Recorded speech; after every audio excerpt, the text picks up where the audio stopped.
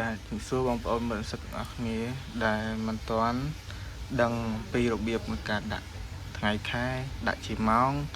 ឬដាក់ជាទំព័របែបនេះនៅលើ PowerPoint ដូច្នេះខ្ញុំសូមធ្វើការបង្ហាញខ្លីៗ